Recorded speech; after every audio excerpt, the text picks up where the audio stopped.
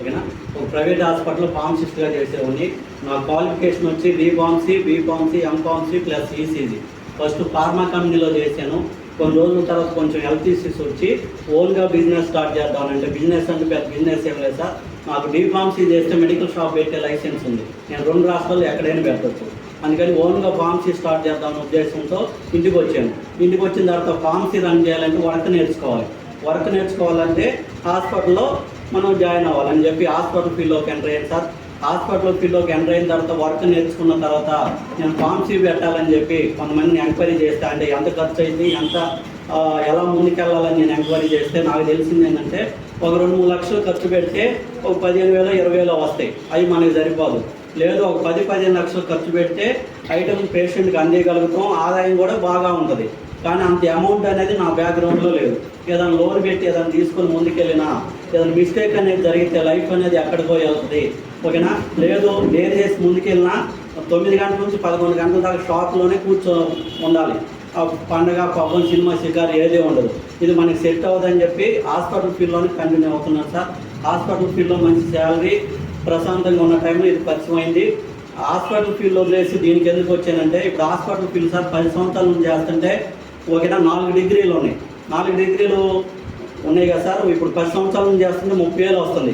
ఇంకొక 30 సంవత్సరాలు చేసినా కూడా ₹1,00,000 సంపాదించే అవకాశం దీంట్లో లేదు.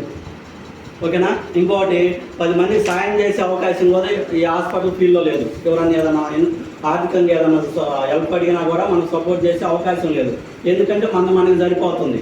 ఇంకోటి వచ్చే పేషెంట్లు కూడా మనం ఆరోగ్యం ఇచ్చే అవకాశం కూడా లేదు. ఎందుకంటే ఇప్పుడు ఒక పేషెంట్ ఒక పెయిన్తో బాధపడుతూ వస్తే ఒక 1 వీక్ 10 డేస్ మెడిసిన్ వాడాడంటే ఆ 10 రోజులు వాడితేనే కంట్రోల్ అవుతుంది. ఆ 10 రోజులు మెడిసిన్ వాడటం ఆపేస్తే ఆటోమేటిక్గా మళ్ళీ పెయిన్ స్టార్ట్ అయింది. అలా అదేవిధంగా ఏదైనా డేట్ ప్రాబ్లమ్స్ కానీ లేదంటే ఇంకోటి ఎన్నో సమస్యలతో వస్తుంటారు. ఆ మెడిసిన్ వాడిన రోజు బాగుంటుంది, ఆపేసిన వెంటనే ఇది అవుతుంది. అంటే జాబ్ సాటిస్ఫాక్షన్ లేదు, లైఫ్ సాటిస్ఫాక్షన్ లేదు. కానీ ఈ వెస్టేజ్లో నాకు నచ్చింది ఏంటంటే సార్, ఇది మనం ఎంత కష్టపడితే అంత తీసుకునే అవకాశం ఉంది. ఈ హాస్పిటల్ ఫీల్డ్ అయితే నువ్వు ఎంత చేసినా అదేదో సామెత అన్నట్టు, ఎగిరి దంచిన అదే కూలి, ఎగరకుండా దంచిన అదే కూలి అన్నట్టు, హాస్పిటల్ ఎంత చేసినా ఒక శాలరీ అనేది ఫిక్స్ అయి ఉంటుంది. ఎంత చేసినా కూడా అదే ఇస్తారు. కానీ దీంట్లో నువ్వు ఎంత చేసుకుంటే అంత, నీ స్టామినా ఎంత ఉంటే అంత తీసుకునే అవకాశం ఉంది. అదొకటి నచ్చింది సార్. ఇంకొకటి నాకు నచ్చింది, నువ్వు నిలబడి 10 మందికి నిలబెట్టి నువ్వు నిలబడే అవకాశం ఉంది. అంటే నువ్వు ఇన్కమ్ తీసుకుంటూ 10 మందికి ఇన్కమ్ ఇప్పించే అవకాశం ఉంది. అదొకటి నచ్చింది సార్. ఇంకోటి నాకు దీంట్లో నచ్చింది ఫుడ్ సప్లిమెంట్లు. మామూలుగా ఇంగ్లీష్ మెడిసిన్ అయితే ఓకేనా, ఇంగ్లీష్ మెడిసిన్స్ అయితే హెల్త్ ప్రాబ్లమ్స్ వచ్చాక వాడతాం. ఈ ఫుడ్ సప్లిమెంట్లు అంటే ఏంటంటే రాకముందు వాడుకునే అవకాశం. ఏ డాక్టర్ అయినా ఇదిగో ఈ ట్యాబ్లెట్ వాడు, ఇది వాడు, నీకు బీపీ రాదు, షుగర్ రాదు, హార్ట్ ప్రాబ్లం రాదు అని చెప్పే డాక్టర్ ఎవరూ లేరు. కానీ సప్లిమెంట్లు వాడితే షుగర్ కానీ బీపీ కానీ కొన్ని ముందుగా వాడితే కంట్రోల్ అవుతాయి, రాకుండా ఉంటాయి. ఆల్రెడీ వచ్చిన వాళ్ళు కానీ వాడితే దీంట్లో క్యూర్ అయ్యే అవకాశం ఉందని చెప్పి నాకు అర్థమైంది సార్. అదొకటి నచ్చింది. ఇంకోటి 3 జనరేషన్ ఇన్కమ్. ఇంకోటి నాకు నచ్చింది, అసలు నాకు ఒక 4-5 మీటింగ్ వెళ్ళగానే నాకు 3 క్వశ్చన్స్కి ఆన్సర్స్ వచ్చినాయి. ఏంటంటే ఈ ప్రొడక్ట్స్ ఎందుకు వాడాలి. ఆల్రెడీ మనం డే లైఫ్లో ఎన్నో సంవత్సరాల నుంచి మన తాతల కాలం టైం నుంచి కొన్ని వాడుతున్నాం. అవి కంటే ఎందుకు వాడాలి, సడన్గా ఎందుకు మారాలి. ఇంకోటి ఆ బిజినెస్ కంటే ఈ బిజినెస్ ఎందుకు చేయాలి, చేసే జాబ్ కంటే ఇది అంత కరెక్ట్ అని దానికి ఒక సమాధానం. ఈ బిజినెస్ ఎలా చేయాలనే దానికి 3టికి సమాధానం దొరికిన తర్వాత జాబ్ వదిలేసాను సార్. నేను బ్రాండ్ డైరెక్టర్ అవ్వకముందే, నా ఇన్కమ్ స్టార్ట్ అవ్వకముందే దీంట్లో లైఫ్ ఉంది.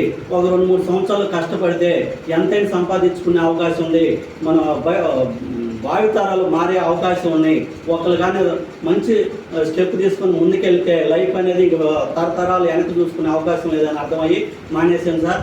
ఇంకోటి అసలు ఈ ప్రొడక్ట్స్ ఎందుకు వాడాలి అనే దానికి మీకు ఇప్పుడు క్లారిటీ వస్తుంది సార్.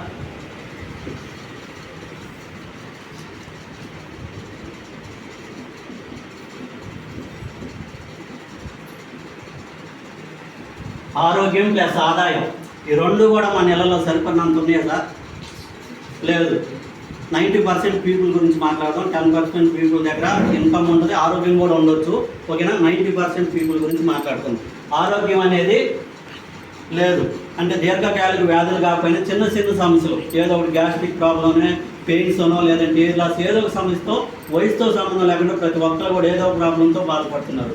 ఆదాయం కూడా 20,000, 30,000, 40,000 సంపాదిస్తున్నారు, కానీ దానికి సరిపోతుంది. తినేది కనుక ఒక 6 నెలల సంవత్సరం కూడబెట్టి ఒక 50,000, 1,00,000 కూడబెట్టగానే అది పిల్లల స్కూల్ ఫీజునో లేదంటే హాస్పిటల్ ఖర్చు అని చెప్పి ఖర్చు అయిపోతుంది. మనం ఆదాయం సరిపోవట్లేదని చేసే పని, ఇప్పుడు నేను హాస్పిటల్ ఫీల్డ్లో చేస్తున్నాను సార్, సరిపోవట్లేదని పార్ట్ టైం ఇంకో జాబ్ చేస్తే ఆరోగ్యం ఉండదు, ప్రెజర్ పడుతుంది. కాబట్టి ఓకేనా, ఆరోగ్యం కోసం అని చెప్పి మనం చేసే పని కానీ తగ్గిస్తే ఓకేనా ఆరోగ్యం ఉండదు, ఓకేనా ఆదాయం ఉండదు. ఆరోగ్యం కోసమని మనం చేసే పని తగ్గిస్తే ఆదాయం ఉండదు. ఇంకా మీరు గమనిస్తే సార్, ఈ భూమి మీద ఏ పని చేసే వ్యక్తికైనా లేదంటే జాబ్ చేసే వ్యక్తికైనా బిజినెస్ మ్యాన్కైనా ఏ ప్లాట్ఫామ్లో కూడా రెండు కూడా ఒకే ప్లాట్ఫామ్ మీద ఉండవు. ఈ రెండు కూడా ఒకటి కావాలంటే ఒకటి వదిలేయాలి. ఓకేనా సార్, మీరు గమనిస్తే ఈ ట్రెడిషనల్ మార్కెట్లో ఎందుకో వాడకూడదు, ఈ డైరెక్ట్ సెల్లింగ్లో ఎందుకు కరెక్ట్ అనేది మీకు సమాధానం వస్తుంది సార్. ఇప్పుడు మీరు గమనిస్తే సార్, ఒక 25-30 సంవత్సరాల ముందుకు వెళ్తే ఇప్పుడు ఉన్నటువంటి జబ్బులు అందుకు ముందు ఉన్నాయా? లేవు. అవేమిటి? గ్యాస్ట్రిక్ ఒకటి, బీపీ ఒకటి, డయాబెటిక్ అంటే షుగరు, ఓకేనా పీసీఓడి, లేడీస్లో డేట్ సమస్యలు, హార్ట్ ప్రాబ్లమ్స్, థైరాయిడ్, ఇవన్నీ కూడా 25-30 సంవత్సరాల కిందట లేవు సార్. 25-30 సంవత్సరాలు తిరిగేలో ప్రతి ఇంట్లోకి వచ్చినాయి. ప్రతి ఇంట్లోనే కంటే కూడా ప్రతి ఒంట్లోకి వచ్చినాయి. ఓకేనా, 30 సంవత్సరాల కిందట లేవు, 30 సంవత్సరాలు తిరిగేలో ప్రతి ఇంట్లోకి వచ్చినాయి. అంటే దేనివల్ల అంటే ఏం చెప్తారు సార్? వెరీ గుడ్, అందరికి క్లారిటీ ఉంది. తినే ఫుడ్ ఒక 40% మనం పీల్చే గాలి, తీసుకునే వాటర్ అయితే ఒక 50-60% మనం తినే తిండి, వాడే ప్రొడక్ట్స్. ఓకేనా, ఇవి సార్. కొంతమంది ఏమన్నారంటే ఈ బయట తినే food, noodles, fried rice, biryanis ఇవి తినడం వల్ల అంటారు. అది కొంతవరకే ఎఫెక్ట్ సార్. ఎందుకంటే మహా అయితే మనం నెల 1 లేదా 2 రోజులు తింటాం, మిగతా రోజులు ఇంట్లోనే తింటాం. మన ఇంట్లోనే కల్తీ జరుగుతుంది. ఇంట్లో ఎలా కల్తీ జరుగుతుంది ఎలా అనేది మీకు అర్థమవుతుంది సార్. ఇప్పుడు ఇంట్లో వాడే కొన్ని ప్రొడక్ట్స్ తీసుకున్నాం సార్. కుకింగ్ ఆయిల్ ఏమంటారు సార్? కొత్త వాళ్ళు చెప్పాలి. ఇంట్లో వాడే కుకింగ్ ఆయిల్, వంట oil. Very good. Freedom, Ruchi gold, groundnut, వేరుశనగ నూనె. నెక్స్ట్ ఇమ్ము, ఎక్సో అంట్లకి.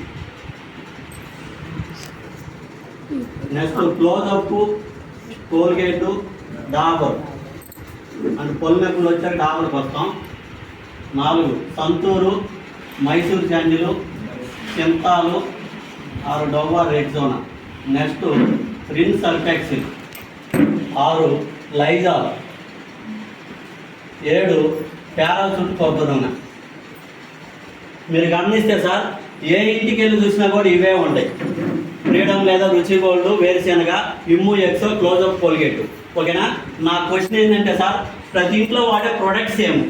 ఓకేనా, ప్రతి ఇంట్లో జబ్బులు కూడా సేమే. ఏ ఇంటికైనా వెళ్ళి చూడండి, గ్యాస్ట్రిక్, బీపీ, షుగరు ఇవే అంటారు. అంటే దాని అర్థం సార్, ప్రతి ఇంట్లో వాడే ప్రొడక్ట్స్ ఏమో, ప్రతి ఇంట్లో జబ్బులు కూడా సేమే. ఇప్పుడు నాకు ఏదైనా ప్రాబ్లం వస్తే నాకు ఒక్కడికి నేనేదో తప్పు చేస్తున్నట్టు, తప్పు వాడుతున్నట్టు. కానీ అందరూ వాడేది ఇవే, అందరి ఇళ్ళలో ఇవే, జబ్బులు కూడా ఇవే. ఇంకా మీకు అర్థమయ్యేటట్టు చెప్పాలంటే, మీకు బైక్ ఉంది సార్. ఓకేనా, ఇక్కడ పాము రూట్లో ఆయిల్ కొట్టిస్తున్నారు. ఓకేనా, మీ బండి ఇంజిన్ మాత్రమే పట్టకపోయిందంటే మన బండి ప్రాబ్లం.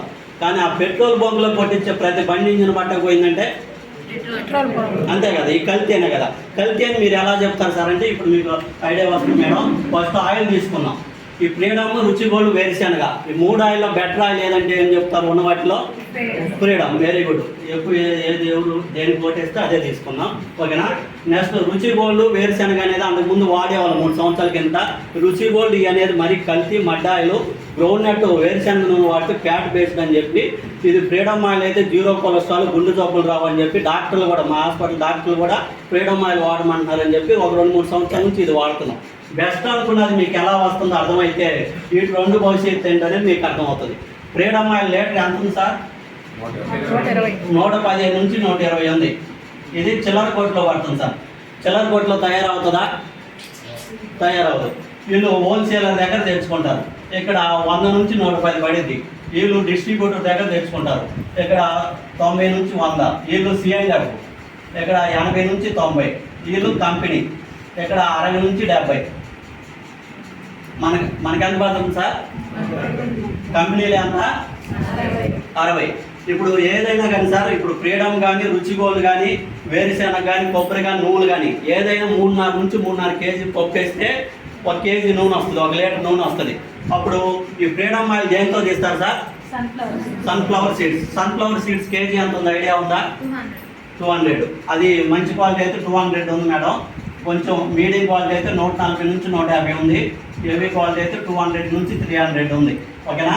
మనం తెక్కల పప్పే తీసుకున్నాం, లాస్ట్ క్వాలిటీ తీసుకున్నాం. ఓకేనా? అప్పుడు 3 × 150 ఎంత అవుతుంది సార్? 450. ఓన్లీ మెటీరియల్ ఖర్చే 450 అవుతుంది. వాడు ఆయిల్ పట్టించినందుకు గానుగ దగ్గర ఆ ఖర్చు మొత్తం వేసుకుంటే 500 నుంచి 500 చిల్లర అవుతుంది. కానీ మనకెందుకు వస్తుంది? 60, 120 కాదు. ఓకేనా? మళ్ళీ 60లో రాజకాలు పోవాలి, ఎందుకంటే వేడి రోడ్లు వేస్తుంది కదా, అందుకని రాజకాలు కూడా పోవాలి. ఓకేనా? 60 పడుతుంది. ఓకేనా? మనం 1 లీటరు ఫ్రీడమ్ ఆయిల్ కావాలంటే 450 నుంచి 500 ఖర్చు అవుతుంది. కానీ కంపెనీలో 60కి వస్తుంది. నా క్వశ్చన్ ఏంటంటే సార్, కేజీ పప్పు 60 రావట్లా, కేజీ నూనె 60కి ఎలా వస్తుంది? మనమైనా ఇత్తనాల ద్వారా తీయాలి, వాడైన ఇత్తనాల ద్వారా తీయాలి. మనకేమో 500 చిల్లర ఖర్చు అవుతుంది, వాడికేమో 60 రూపాయలు ఖర్చు అవుతుంది. ఎలా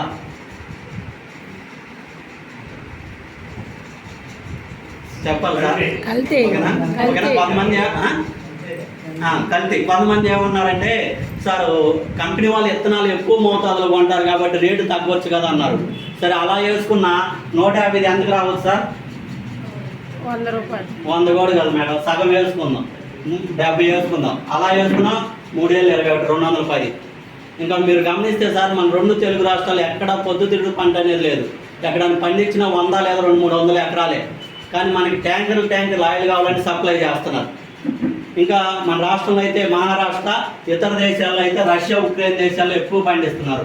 అక్కడ నుంచి దిగుమతి చేసుకోవాలంటే ఈ 70 కంటే ఎక్కువ ఉంటుంది, కానీ ఇంతకంటే తగ్గే అవకాశం లేదు. ఆ సోర్స్ కూడా లేదు. మీకు అర్థమైంది? ఓకేనా?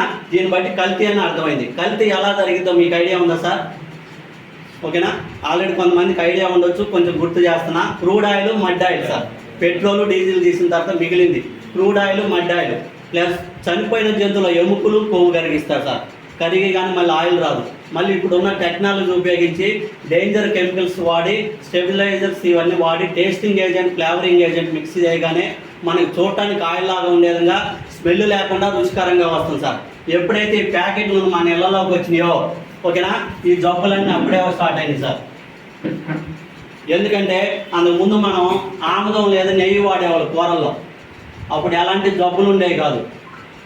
ఎప్పుడైతే ఇవి వచ్చినాయో ఈ జబ్బులన్నీ మొదలైనవి. ఎందుకంటే సార్, మన బాడీలో ఏ ప్రాబ్లం అయినా రానివ్వండి, లేడీస్ ఆర్ జెంట్స్ 40 నుంచి 50% ఆయిలే కారణం సార్. ఎందుకంటే మనం 3 పూట్ల కడుపులోకి పోయేది ఆయిలే. ఓకేనా? ఇంకా మీరు గమనిస్తే సార్, ఈ గ్యాస్ట్రిక్, బీపీ, షుగరు, గుండె జబ్బు, ఇట్లా పెద్ద జబ్బు ఏది? గుండె జబ్బు. గుండె జబ్బు మామూలుగా అయితే ఎవరికి రావాలి?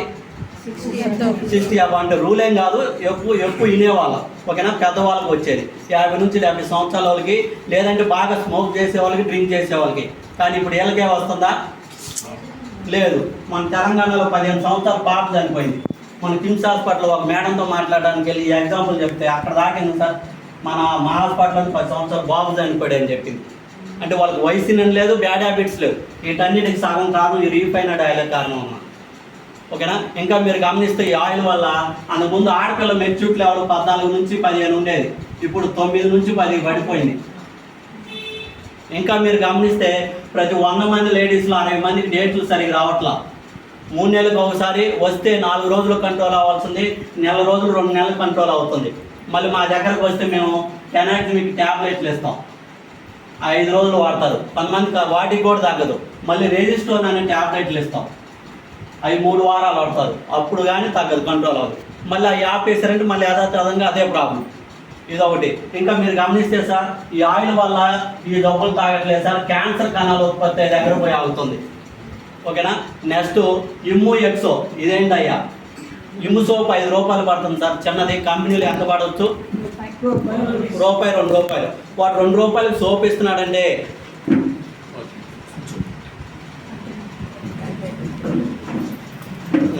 వాడు రూపాయి లేదా 2 రూపాయలకి సోప్ ఇస్తున్నాడంటే దాంట్లో ఎంత మంచి ఇంగ్రీడియంట్స్ కలిపే అవకాశం ఉంటుంది, ఉండదా? కానీ మనకు బాగా అడుగంటిపోయింది కూడా క్లియర్ అవుతుందంటే వాడు ఎంత డేంజర్ కెమికల్ కలిపితే క్లియర్ అవుతుంది మేడం. మీరు ఇంకా లేడీస్ ఉన్నారు కాబట్టి ఒకసారి ఏదైనా హెల్త్ బాగోలేక ఒక రోజు క్లీన్ చేయాల్సిన 2వ రోజు కానీ క్లీన్ చేస్తే చేతులు ఎర్రగా మంటలు వస్తాయి. ఇంకా మీరు గమనిస్తే క్లీన్ చేసిన తర్వాత స్టాండ్లో పెడతారు, ఆరిపోయిన తర్వాత వైట్ పౌడర్ లాగా వస్తుంది. ఎన్నిసార్లు అయినా కడగండి అలానే వస్తుంది. మీరేం చేస్తారు, మళ్ళీ భోజనం వడ్డించే ముందు నీళ్ళతో కడిగేసి భోజనం వడ్డిస్తారు. ఆ కెమికల్ స్లో పాయిజన్ లాగా మన బాడీలో పోయి గ్యాస్ట్రిక్తో స్టార్ట్ అయ్యి అల్సరు, లాస్ట్లో క్యాన్సర్ దగ్గర పోయి అవుతుంది. ఓకేనా? అంతకు ముందు పొయ్యిలో బూడిద లేదా మసికో పొడి వాడేవాళ్ళం. అప్పుడు ఎలాంటి జబ్బులు ఉండేవి కదా సార్. ఎప్పుడైతే 5 రూపాయలకి 10 రూపాయలకి సోపులు వచ్చినాయో సగం జబ్బులు ఇటు ద్వారా మొదలయ్యి. ఓకేనా? నేను ఏ కంపెనీ తప్పు పట్టలేదు సార్, వచ్చే రూట్ని నేను తప్పు పడుతున్నాను. ఓకేనా? Next close up Colgate. ఇదేంటయ్యా, నిజంగా కోల్గేట్ పేస్ట్ ఒక ఆమె గోడలు బగలు కొట్టుకొని వస్తుంది, మీ పేస్ట్లో ఉప్పు ఉందా, మీ పేస్ట్లో ఉప్పు ఉందని. నిజంగా ఉప్పు ఉంటే డెంటల్ సమస్యలు పెరగాలన్నా తగ్గాలన్నా? మరి పెరుగుతున్నాయా తగ్గుతున్నాయా? పెరుగుతున్నాయి. అందుముందు యాప్పల్లా కానుక పుల్ల వాడేవాళ్ళం. ఓకేనా? ముసలోళ్ళు అయితే మసిగొబ్బు నవ్వులేవాళ్ళు, ఇటుక రాయి పొడం వాడేవాళ్ళు, ఉప్పుతో గడిగేవాళ్ళు. అప్పుడు ఎలాంటి డెంటల్ సమస్యలు ఉండే కాదు. మన తాత వాళ్ళు కానీ తండ్రి వాళ్ళు కానీ అసలు డెంటల్ డాక్టర్లు ఎలా ఉంటారో తెలియదు, ఎక్కడ ఉంటారో కూడా తెలియదు. కానీ ఈ పేస్టులు 10 నుంచి 20 రూపాయలకు వస్తున్నాయి సార్. ఈ కంపెనీలో 4-5 రూపాయలకు పడతాయి. ఈ కెమికల్ మళ్ళీ స్లో పాయిజన్ లాగా మన బాడీలో పోయి ఈ మధ్య ఆడవాళ్ళు ఎవరిని గదిలిచ్చిన థైరాయిడ్ అనే పదం వింటున్నాం. సగం కారణం ఈ పేస్ట్లేనమ్మా. ఓకేనా? ఈ పేస్ట్ వల్ల ఈ థైరాయిడ్ ఇలా జబ్బులతో మొదలయ్యి ఇది కూడా క్యాన్సర్ దగ్గర పోయి అవుతుంది. అందుముందు ఒంగోలులో 4-5 డెంటల్ హాస్పిటల్ ఉండేవి, ఇప్పుడు 20 నుంచి 30 డెంటల్ హాస్పిటల్ అయ్యి. మరి నిజంగా ఈ పేస్టులు మంచిది, ఇన్ని డాక్టర్లు రాకూడదు కదా ఇంతమంది. ఏం చేస్తాను ఇప్పుడు, కూలిచ్చి అంటే నేను అలా అన్నాను సార్. ఓకేనా? కళ్ళించుకొని తనులు తింటున్నట్టు అంటే ఒక 10,000 ఇచ్చి ఓకేనా మన పొల్లే బిగించుకొని వస్తున్నాం. ఒకటా కదా అంటే పేస్ట్లో చేంజ్ చేసినట్టు అది డబ్బులు ఇచ్చి పనులు తింటున్నట్టు. ఓకేనా? నెక్స్ట్ ఇవన్నీ కూడా నెక్స్ట్ సంతూరు. ఇదేంటయ్యా, నిజంగా మహేష్ బాబు చెప్పినట్టు ఓకేనా పసుపు మరి చందనం అయితే చర్మ మీద పెరగాలన్నా తగ్గాలన్నా? మళ్ళీ ఎవరైనా మహేష్ బాబు ఫ్యాన్స్ ఉంటే మళ్ళీ అట్టో సార్ మహేష్ బాబుని అంటలేదు, సంతూరు కంపెనీ వాళ్ళు అంటున్నాను. ఓకేనా? పసుపు మరి చందనం అయితే చర్మ మీద పెరగకూడదు. మరి చర్మ మీద పెరుగుతున్నాయా తగ్గుతున్నాయా? పెరుగుతున్నాయి. అందుముందు మన తాత వాళ్ళు అయితే అసలు సోపే వాడేవాళ్ళు కాదు. ఇంకా రియల్గా చెప్పాలంటే గోచి పెట్టుకొని ఒట్టి నీళ్ళే పోసుకొని వచ్చేవాళ్ళు. అటు 2 డబ్బాలు ఇటు 2 డబ్బాలు. అప్పుడు ఎలాంటి చర్మవ్యాధులు నిండేవాళ్ళం కాదు. మరి నిజంగా ఈ సోపులు మంచి అయితే ఓకేనా చర్మవ్యాధులు అనేది రాకూడదు. ఇప్పుడు ఒంగోలు అరవింద్ హాస్పిటల్ అని ఉంది, అన్ని రాష్ట్రాల నుంచి వస్తారు. రోజుకి 400-500 ఓపీ చూస్తాడు అక్కడ.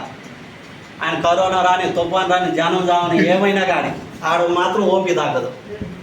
మరి నిజంగా సోపులు మంచిది, ప్రాబ్లమ్స్ రాకూడదు. ఏదైనా ఊరికి దూరంగా ఉండి 2-3 రోజులకు ఒకసారి స్నానం చేసే వాళ్ళకి వస్తే ఓకే, కానీ 2 పూటలు స్నానం చేసే వాళ్ళకి కూడా వస్తుందంటే ఓకేనా? ఇవన్నీ కూడా మీరు ఇంకో క్వశ్చన్ అడగవచ్చు, సరే సార్ ఇంత దారుణాలు జరుగుతున్నాయి కదా ఓకేనా, గవర్నమెంట్లో ఏం చేస్తున్నాయి? ఓకేనా? జగన్ ఏం చేస్తున్నాడు, మొన్నటి దాకా చంద్రబాబు ఏం చేశాడు, మోడీ ఏం చేశాడు? ఓకేనా? వీళ్ళు ఒక డిపార్ట్మెంట్ పెట్టారు క్వాలిటీ చెకింగ్ కోసం, ఫుడ్ సేఫ్టీ డిపార్ట్మెంట్. వీళ్ళు ఏం చేస్తున్నారు? ఓకేనా? వీళ్ళందరూ తప్పు చేస్తే బయట పెట్టడానికి ఒక వ్యవస్థ వచ్చింది, మీడియా. ప్రజల కోసమే, ప్రజాహితమే, ప్రజాక్షేమం అని. ఓకేనా? సాక్షి, ఎన్టీవీ, టీవీ ఇవన్నీ కూడా. ఓకేనా? ఫస్ట్ మీడియా తీసుకుందాం సార్. మీడియా మన జీవితంలో దాని పాత్ర ఏంటనేది అసలు ఫస్ట్ ఈ ప్రొడక్ట్లు అన్నీ ఎక్కడ చూసామమ్మా? ఫ్రీడమ్ ఆయిల్ కానీ, ఇమ్ము కానీ, క్లోజ్అప్ కానీ, టీవీ చాలా క్లారిటీగా ఉన్నారు, టీవీలో చూసాం. ఓకేనా? టీవీలో ఏదైతే చూసి ఇప్పుడు సాయంత్రం ఇప్పుడు మీటింగ్ అయిపోవాలని ఎలాగని కూర్చుంటారు, ఇక మొగల్ రేకులు ఇస్త్రాకులని. ఓకేనా? ఇంకా మధ్యలో వస్తుంటారనమాట. ఆ సీరియల్లో ఒక 2 నిమిషాలు వస్తే ఓకేనా మన వాళ్ళు మధ్యలో అడ్వర్టైజ్మెంట్ వస్తుంది. కాకపోతే ఆ ఎమ్మి ఇంటికా నుంచి ఆ ఇంటికి పోయేలోపు 3 బిట్లు అయిపోతాయి. కానీ ఎమ్మి ఆ ఇంటికి పోకుండా ఏ ఇంటికి పోతే బిట్టు మిస్ అవుతామని చెప్పి హస్బెండ్లు వచ్చిన మంచి నీళ్ళు కూడా ఎవరు జాబ్ చేసి వచ్చిన పాలు పొంగిపోయింది కూడా చూడరు. ఓకేనా? అందుకని ఆ బ్రెయిన్లో ఫీడ్ అయిపోయి పదే ఏదైతే చూస్తామో డిమార్ట్ కానీ, రిలయన్స్ కానీ వెళ్ళగానే ఓకేనా అదేదో మన సొంత బాబాయ్ మేనమామ షాప్ లాగా సంతూర్ ఒక డజన్, రిన్ ఒక డజన్, క్లోజ్అప్ ఒక 500 గ్రాములు అనుకుంటా తీసుకొని వస్తాం. ఓకేనా? ఇంకా ఈ మీడియా వాళ్ళు మన జీవితంలో ఎంత దారుణం చేసేయంటే, చేతబడిన పదం విన్నారా? విన్నారా? చూసారా? ఎంతగా అందరూ టీవీలో ఇవన్నీ కూడా. చేతబడి అంటే ఏమనుకుంటున్నారంటే 2 నిమ్మకాయలు, మిరపకాయలు, ఏదో ఎంట్రుకులు ఇవి అనుకుంటున్నారు. ఎక్కడో బయట రోడ్ల మీద జరుగుతుంది అనుకుంటున్నారు. కానీ ప్రతిరోజు మన ఇంట్లోనే జరుగుతుందమ్మా. ఏం సార్ ఎలా భయపెడుతున్నారు అనుకోవచ్చు. ఓకేనా, ఇంట్లో చేత పడేయడానికి టీవీలో జరుగుతుంది. ఎందుకు ఇంత దారుణమైన పదం, ఇంత పెద్ద పదం వాడానండి సార్? ఇప్పుడు ఈ మన బాడీలో మెయిన్ పార్ట్స్ ఏంటి? మెయిన్ పార్ట్స్ ఆర్గాన్స్, బ్రెయిన్, గుండె, కిడ్నీ, లివర్, ఊపిరితిత్తులు. ఇవి మనం బతికినంతకాలం పనిచేయాలా, లేదంటే ఒక రోజు రెస్ట్ ఇచ్చినా పర్లేదా? బతికినంతకాలం పనిచేయాలి. చాలా క్లారిటీగా ఉన్నారు కదా, బతికినంతకాలం పనిచేయాలి. ఓకేనా, కానీ మన ఆరోగ్యాన్ని నిర్ణయించేది, ఓకేనా, మనం బతికినంతకాలం ఆరోగ్యంగా ఉండాలన్నా, హాస్పిటల్ ఫాలో అవ్వకుండా ఉండాలన్నా, మనం హెల్తీగా ఉండాలని నిర్ణయించేది రోజువారి వాడి ప్రోడక్ట్లా, లేదంటే మీరు వేసుకున్న షర్టు ప్యాంటా? చాలా క్లారిటీగా ఉన్నారు మళ్ళీ. ఓకేనా, కానీ ఈ షర్టు ప్యాంట్ తీసుకోవడానికి 2-3 షాపులు తిరుగుంటారు. Yes are no? ఓకేనా, తిరుగుంటారు. గంట నుంచి 3 గంటలు సెలెక్ట్ చేసి ఉంటారు. కానీ ఎప్పుడైనా ఇంట్లో ఏదైనా సెలెక్ట్ చేశారా? అసలు ఆయిల్లో మంచి ఆయిల్ ఏది, పేస్ట్లో మంచి పేస్ట్ ఏది, సోప్లో మంచి సోప్ ఏది? ఇంకా లేడీస్ కూర్చున్నారు సరదాగా మాట్లాడుకుంటే ఒక ఫ్యామిలీ లాగమ్మా, మళ్ళీ ఫీల్ అవ్వద్దు, మీరు కాదు కొంతమంది ఉన్నారు. ఓకేనా, ఎయిర్ బ్యాండ్ పక్క పిన్స్లు కూడా 1-2 గంటలు సెలెక్ట్ చేస్తారు. షాప్లో నెట్టిన దాకా రాదు. గాలి కూర్చిపోయి స్టిక్కర్ కూడా సెలెక్ట్ చేస్తారు. కానీ ఎప్పుడైనా ఏదైనా ఇట్లా సెలెక్ట్ చేసామా? మన ఆరోగ్యాన్ని నిర్ణయించేది, మనం ఎంత హెల్తీగా ఉండాలో నిర్ణయించేది ఏది కూడా మనం సెలెక్ట్ చేయట్లా.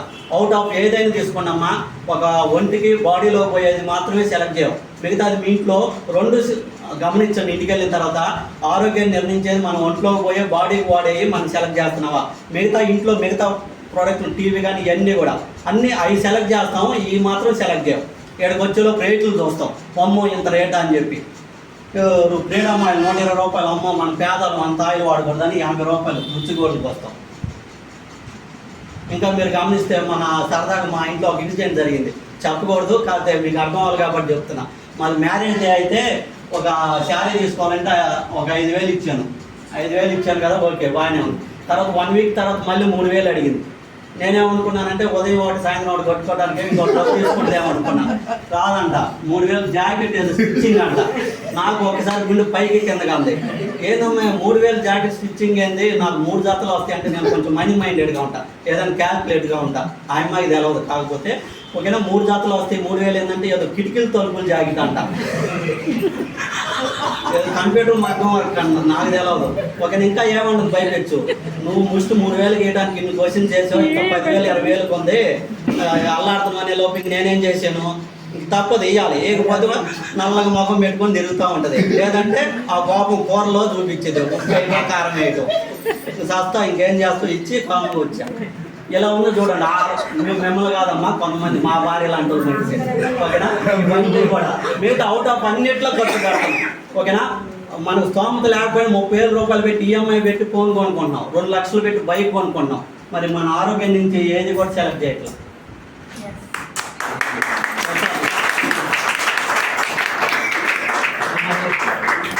ఓకేనా, ఇది ఇప్పుడు దాకా క్యాన్సర్ అని ఎందుకు అన్నానండి సార్, ఇందాక ఆ పాయింట్ మిస్ అయింది.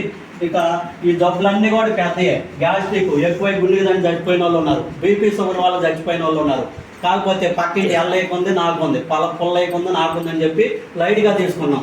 ఎలాంటి మన మైండ్ సెట్ ఎలా ఉందంటే, పక్కింట్లో కరెంట్ పోతే మన ఇంట్లో కరెంట్ పోతే పక్కింట్లో చూస్తాం, వాళ్ళ ఇంట్లో పడిపోతే అమ్మాయ వాళ్ళ ఇంట్లో పోయింది మన ఇంట్లో పోయింది అని నిమ్మలంగా ఉంటాం. అలా అయిపోయింది జబ్బులు కూడా. కానీ ఇంకొక 5-6 సంవత్సరాల్లో ప్రతి ఇంటికి క్యాన్సర్ రాబోతుందమ్మా.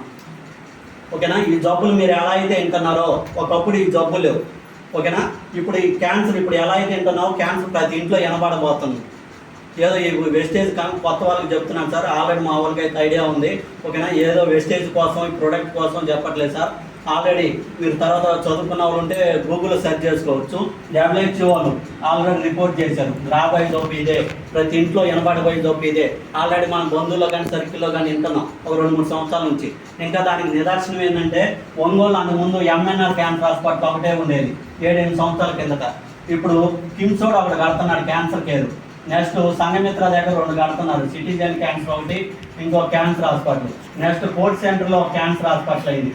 నెక్స్ట్ అమృత హాస్పిటల్లో నెలకి ఒక ఆయన విజయవాడ నుంచి వస్తాడు క్యాన్సర్ డాక్టర్. ఒక 7-8 సంవత్సరాలు తిరిగేలోపు ఒక ఒంగోలు చిన్న టౌన్లోనే 4-5 క్యాన్సర్ హాస్పిటల్ అయింది. మన వాళ్ళు ఏం చేస్తున్నారు, క్యాన్సర్ హాస్పిటల్ రాగానే అమ్మాయ మా ఊరికి కూడా క్యాన్సర్ హాస్పిటల్ వచ్చిందని సంకలు కొట్టుకున్నారు. జబ్బులు పెరుగుతుంది, ఏందా దీని ఎందుకు పెరుగుతున్నాయి, అందుకు ముందు లేని జబ్బులు ఇప్పుడు ఎందుకు వస్తున్నాయి, మనం ఏం మార్చుకోవాలి అని చెప్పేది ఆలోచించట్లా. ఓకేనా, ఇవన్నీ కూడా ఇప్పుడు హాస్పిటల్ బిజినెస్ అయిందా లేదు సార్? హాస్పిటల్ కానీ స్కూల్స్ కానీ బిజినెస్ అయింది. వాళ్ళు కోట్లు పెట్టి విదేశాల్లో చదివి వచ్చి మళ్ళీ ఒక 50-70 కోట్లు పెట్టి ఒక 5 అంతస్తులు కట్టి పోయి ఊర కూర్చుంటారా? ఊర కూర్చోరు. ఇంక రాబోయే జబ్బు ఇదే, మనకి మంచి ఆదాయం ఉంటుంది, మంచి బిజినెస్ ఉంటుంది అనే కదా. ఇది ఒక నిదర్శనం సార్. ఓకేనా?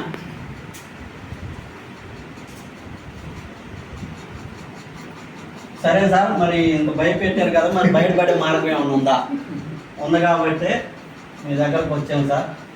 అదే డైరెక్ట్ సేల్.